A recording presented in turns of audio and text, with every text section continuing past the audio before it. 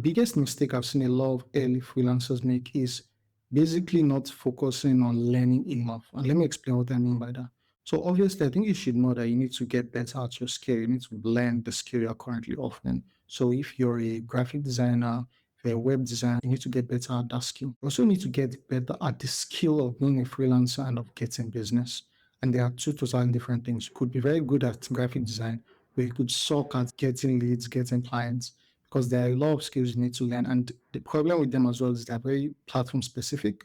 So if you're using Upwork to get leads, for instance, to get new clients, you need to know how to write a good profile, how to structure your proposals, how to close on the calls or the interviews the clients will book with you. So there are a lot of skills you need to learn with that. And if you only have your core skill, which is the graphic design, the web design, which you're offering, you will not find success. That's what separates those who are successful from those that are not. It's just how well do they know these other skills that are very important.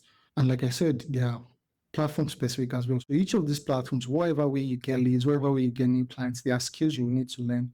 But generally, they will be about generating the leads, qualifying them to make sure they are the right people, and closing them on some kind of interview or sales call.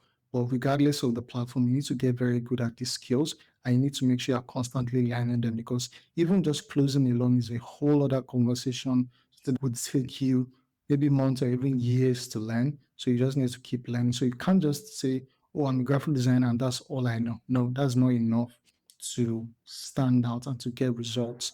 You need to be able to learn your skills, because at the end of the day, what you are building is a freelance business.